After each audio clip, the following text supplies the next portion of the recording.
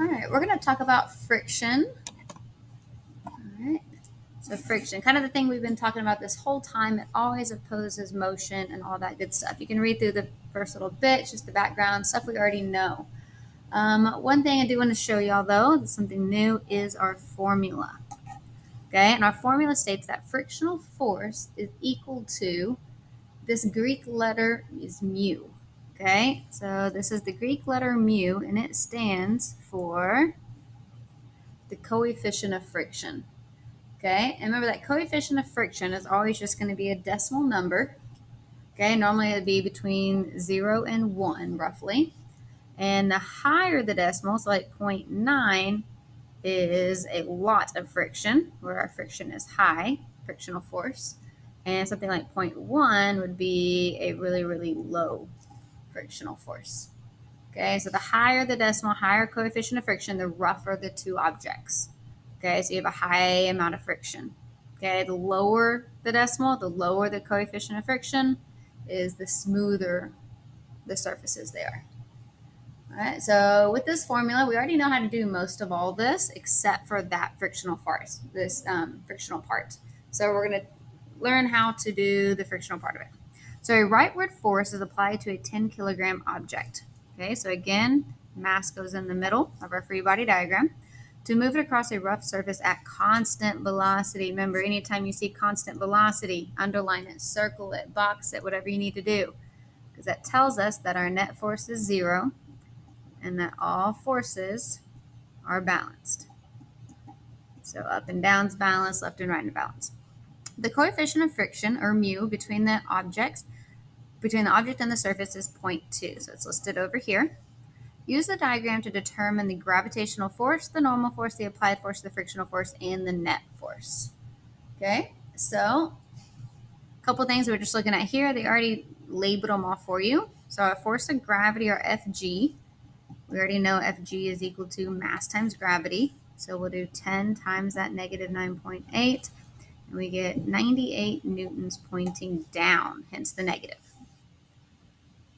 Okay, since all of our forces are balanced and we're at constant velocity, and this is just sliding across the surface, not going down or up, our normal force is going to be a positive 98 newtons. Okay, after that, then we can figure out our frictional force with our new formula, which states that frictional force is equal to the coefficient of friction times the normal force. Okay, so we take that 0.2, which is our coefficient of friction, and we're going to times it by 98. Okay, and we get, let me get my calculator, 0.2 times 98. We're going to get 19.6 newtons. We're going to make it sure that we put that negative, though, to show that it's going to the left.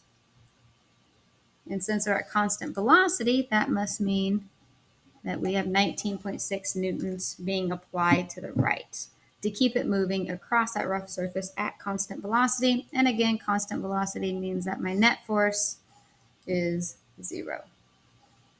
Okay. One way I kind of look at these is I call it the figure 4 method. Okay, so for example, we have all this information. We start here with gravity, then we work our way up to normal force. We work our way over to frictional force, and then we work our way over to the applied force. Notice that makes a 4. Okay, so we're going to keep that same idea going into this next one. Okay, so I'm just going to go ahead and do my 4 just so we can see it and follow along with it here. Okay, a rightward force is applied to a 5 kilogram object. So this time we have a 5 kilogram object.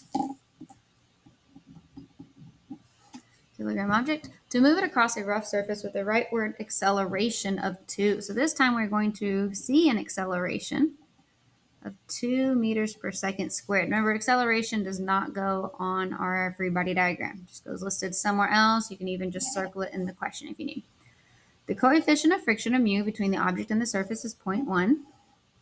Use the diagram to determine the gravitational force, normal force, applied force, frictional force, and the net force.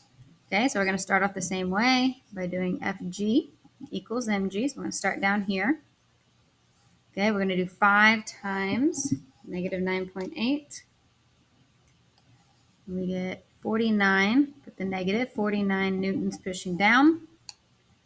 Okay, this box, of course, isn't going to be accelerating up or down. It's going to be accelerating because of this force applied, right? So we know up and down are going to be balanced. Okay, so that's my figure 4. Now I make my way over here, where frictional force is equal to the coefficient of friction times that normal force. So 0.1 times 49.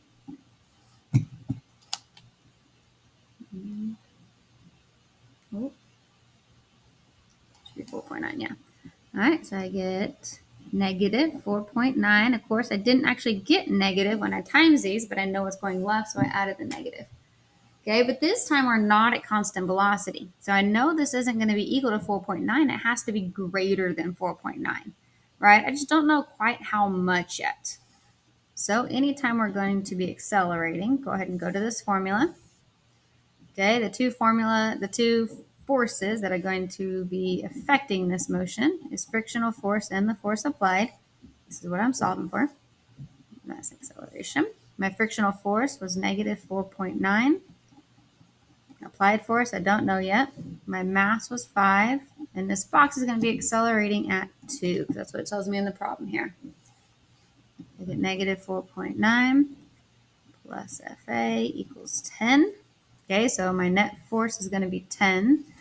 So add 4.9, add 4.9. My force applied is going to be 14.9 newtons. There you go.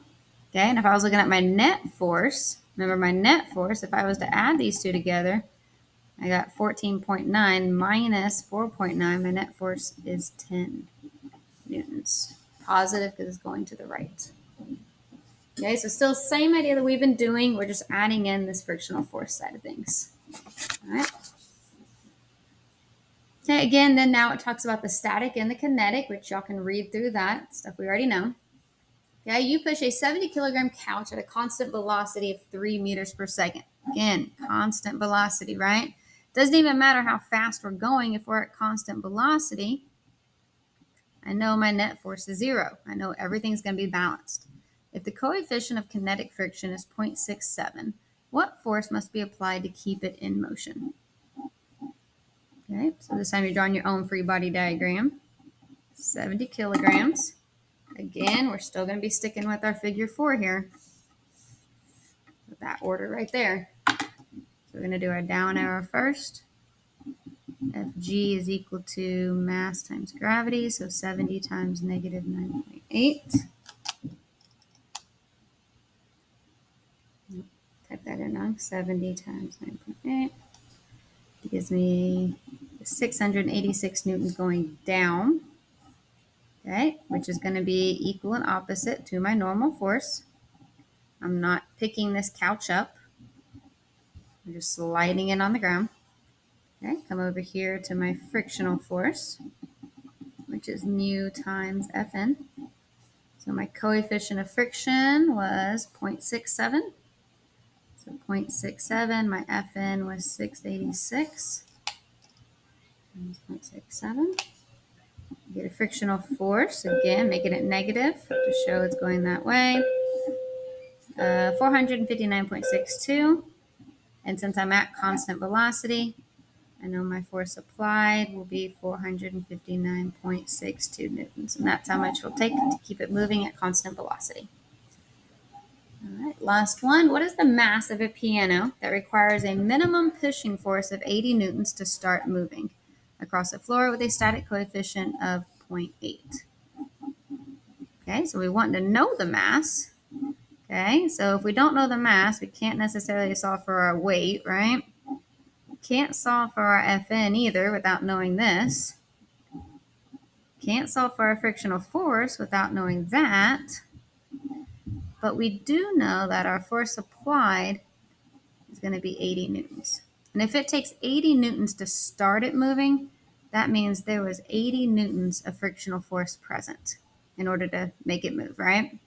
Okay, so then if I know the 80 newtons of frictional force and I know the coefficient of friction, I can say 80 equals 0.8, and I can solve for that Fn. So just notice I'm working the figure 4 backwards now.